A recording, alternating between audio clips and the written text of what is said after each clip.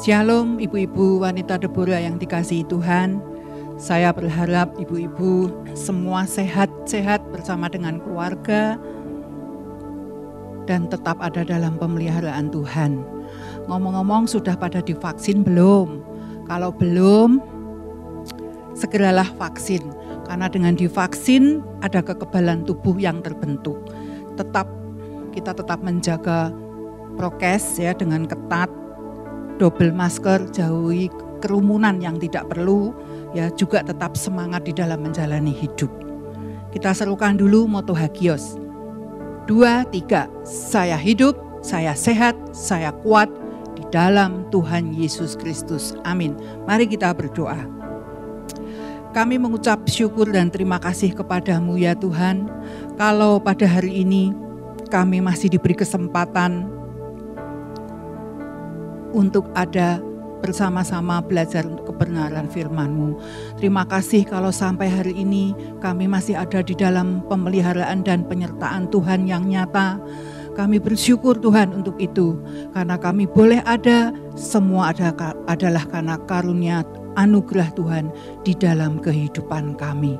Sebentar kami akan belajar kebenaran firman-Mu, Engkau mengurapi kami semua, supaya apa yang akan disampaikan boleh menjadi berkat kekuatan di dalam kami mengiring Tuhan. Terima kasih Bapa, dalam nama Tuhan Yesus kami berdoa dan mengucap syukur. Haleluya, amin. Ibu-ibu, di sekitar kita sekarang ini semua dilanda dengan ketakutan.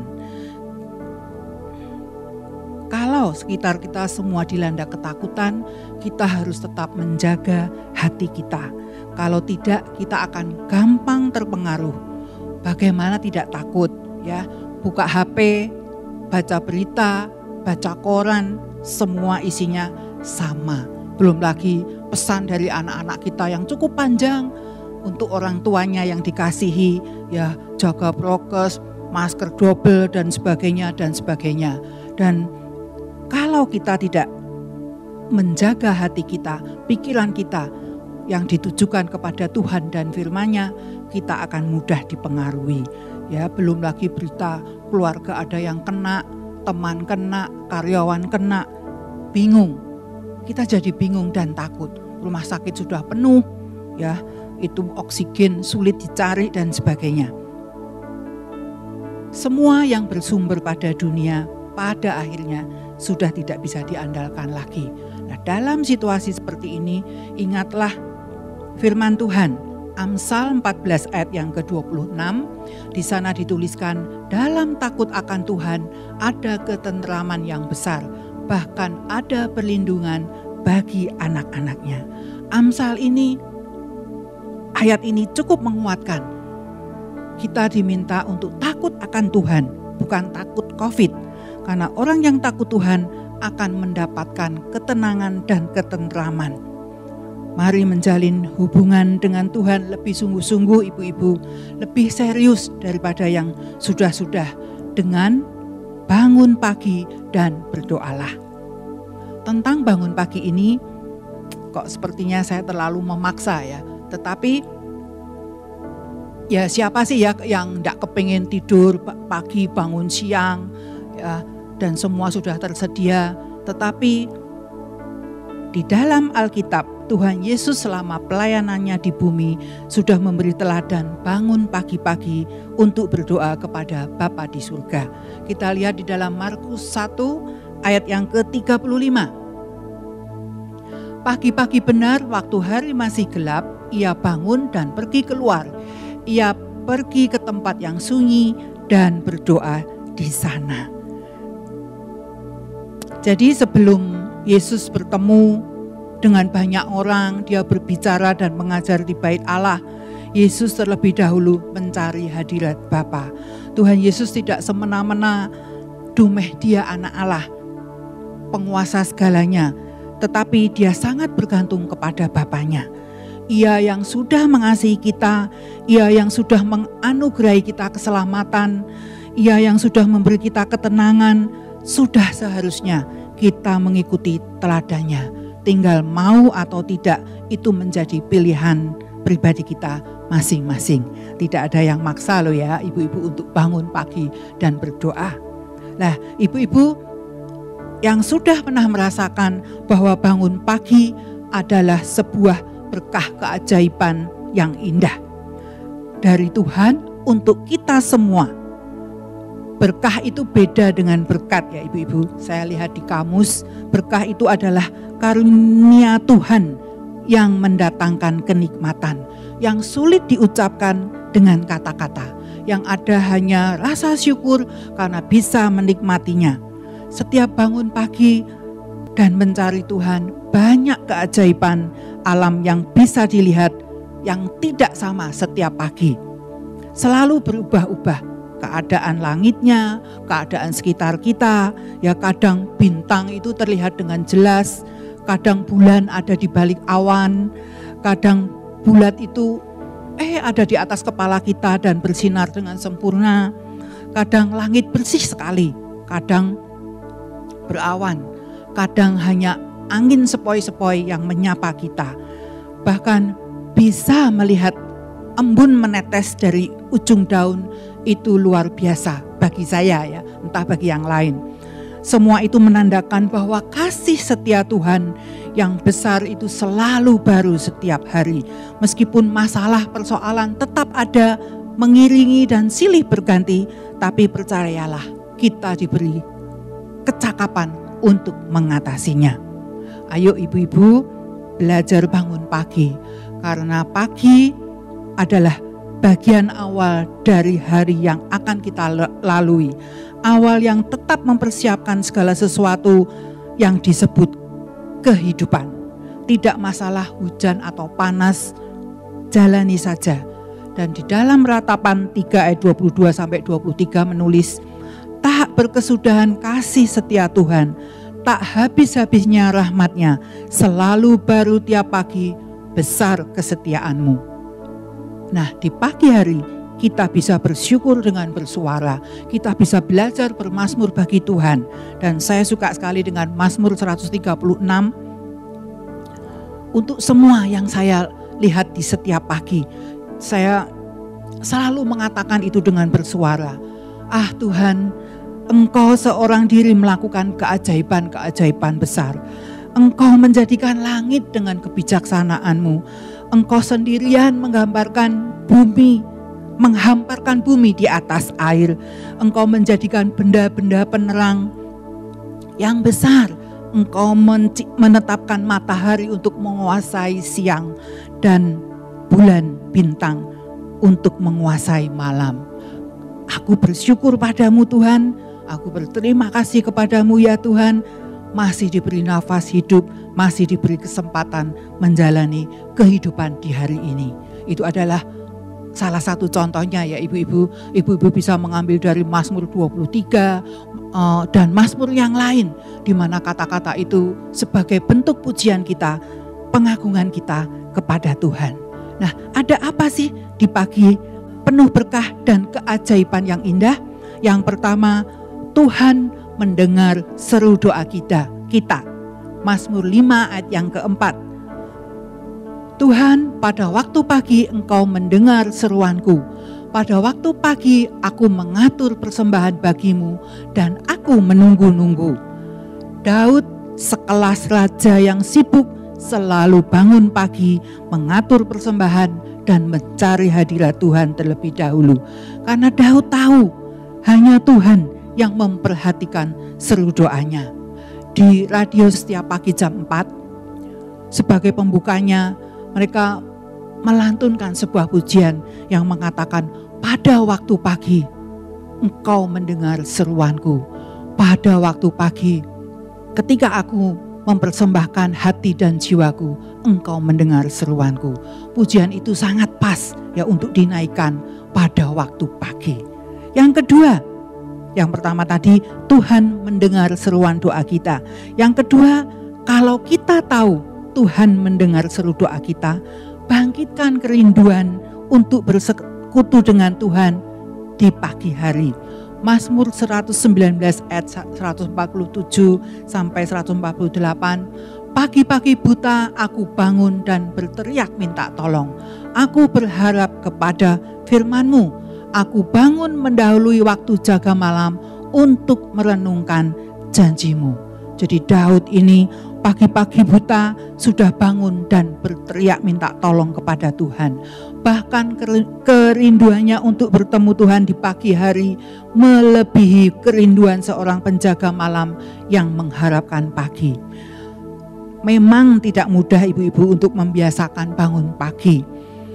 Perlu kerja keras, latihan dan disiplin. Jangan menyia-nyiakan waktu yang ada. Toh sekarang ini kesibukan kita sudah beda dengan 1,5 tahun lalu sebelum pandemi. Mari isi detik, menit, jam dengan hal-hal yang bermakna dan berkualitas.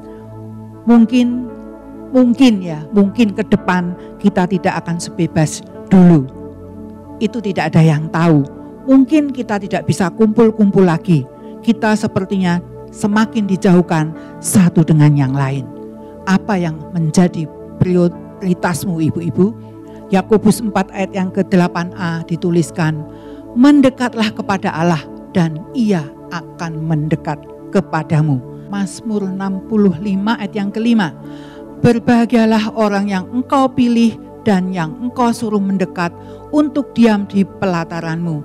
Kiranya kami menjadi kenyang dengan segala yang baik di rumahmu, di baitmu yang kudus. Nah, siapa yang tidak mau kenyang dengan segala yang baik yang ada di dalam rumah Tuhan? Atur jam tidurmu sebaik-baiknya. Usahakanlah bangun pagi untuk bersekutu dengan Tuhan dan berdoalah. Yang ketiga, kita akan menerima roti dari surga. Mana roti dari surga? Yang adalah firman Tuhan.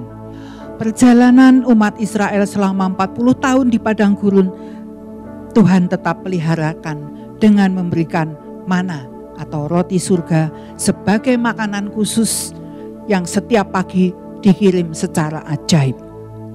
Butiran mana itu besarnya hanya sebesar biji ketumbar. Seberapa sih biji ketumbar itu? Sangat kecil ibu-ibu, sak merico gedene. Ya, tetapi komposisi mana terdiri dari zat penting yang dibutuhkan oleh tubuh kita. Zat tepung, putih telur, lemak, vitamin, mineral, dan lain-lain yang lengkap. Sangat lengkap bukan? Untuk segala umur, bayi, anak-anak, orang dewasa, juga orang tua. Juga untuk segala keadaan. Luar biasa Tuhan kita. Buktinya 40 tahun mereka tidak kelelahan, tetapi sehat-sehat semuanya. Tidak ada yang busung lapar, tidak ada yang kelelahan, tidak ada yang kekurangan vitamin, tidak ada yang mengalami infeksi, tidak ada yang sakit perut, dan tidak ada yang dehidrasi. Padahal padang gurun panas dan anginnya kencang. Bahkan di dalam Ulangan 8 ayat yang ke-4b dituliskan, kakimu tidaklah menjadi bengkak selama 40 tahun ini. Jadi semuanya baik-baik. Dan rasanya itu kalau membaca firman Tuhan yang seperti ini ya, kita rasanya senang, ayem, tentram, bangga. Kalau merenungkan firman Tuhan yang luar biasa. Jadi jangan kebanyakan melihat berita tentang COVID. Perbanyaklah membaca firman Tuhan. Karena firman Tuhan itu sangat menenangkan jiwa kita. Kapan mana atau roti surga itu turun? Keluaran 16 ayat yang ke-21. Setiap pagi mereka memungutnya, tiap-tiap orang menurut keperluannya. Tetapi ketika matahari panas, cairlah itu. Mana itu kalau kena panas matahari, dia akan mencair. Jadi setiap pagi bangsa Israel pada waktu itu harus memungutnya. Itu pun gak boleh banyak-banyak, cukup untuk sehari saja. Nah, kita manusia terdiri dari manusia jasmania, harus diberi makan yang bergizi supaya tetap sehat. Untuk rohani kita, biarlah kita memberi makan firman Tuhan. Karena firman Tuhan itu lengkap, luas, dan dalam. Mazmur 19 itu lebih manis daripada madu. bahkan daripada madu tetesan dari sarang lebah. Di Mazmur 119 ayat 103, betapa manisnya janjimu itu bagi langit-langitku, lebih daripada madu bagi mulutku. Ibu-ibu, ayo bangun pagi, berdoa dan terima roti dari surga. 3 poin sudah kita pelajari hari ini. Yang pertama adalah Tuhan mendengar seru doa kita. Yang kedua, bangkitkan kerinduan untuk bersekutu dengan Tuhan di pagi hari. Yang ketiga, terimalah roti surga yang adalah firman Tuhan. Banyak tokoh di dalam Alkitab yang suka bangun pagi selain Yesus. Ada Abraham, Yosua, Daud, bahkan Salomo juga bangun pagi. Amsal 31 ayat yang ke-15, ia bangun kalau masih malam, lalu menyediakan makanan untuk seisi rumahnya dan membagi-bagikan tugas kepada pelayan-pelayannya perempuan. Ini adalah gambaran istri yang cakap yang berusaha melayani keluarga dengan kemampuan dan sumber daya yang diberikan oleh Tuhan. Bagaimana dengan kita, ibu-ibu? Mumpung loh kita masih diberi kesempatan hidup, jangan malas, hargai waktu yang ada. Ayo bangun pagi dan berdoalah. Tuhan memberkati. Amin. Mari kita akan berdoa. Bapa, terima kasih untuk firman-Mu yang mengajar kami untuk suka bersekutu dengan Tuhan di pagi hari. Karena ketika kami bersekutu dengan Engkau, Engkau mendengar seru doa kami, dan kami menerima mana, menerima roti surga, yaitu firman-Mu yang menguatkan kami. Ampuni kami Tuhan, karena kami sering mengabaikan hal itu, dan selama ini kami belum sungguh-sungguh dengan Engkau. Mampukan kami untuk menjadi pelaku daripada firman-Mu. Mohon perlindungan-Mu juga atas kami ya Tuhan. Jauhkan kami semua daripada virus yang mengancam di sekitar kami. Dan biarlah kami menyerahkan seluruh kehidupan ibu-ibu wanita Deborah yang ada, yang mendengarkan firman-Mu pada hari ini. Biarlah kami tetap sehat, tetap kuat, dan Tuhan memberkati keluarga kami, pekerjaan kami, juga kesehatan kami semua. Berkati Bapak Ibu Gembala kami dengan kesehatan, imun tubuh yang bagus, diberkati pelayanan mereka dimanapun mereka berada. Terima kasih Bapa, kami serahkan segala sesuatunya dalam tangan-Mu. Berkati firman-Mu yang sudah kami dengar pada hari ini, dan biarlah menjadi rema di dalam kehidupan kami. Terima kasih Bapa, di dalam nama Tuhan Yesus kami berdoa dan mengucap syukur. Haleluya, amin.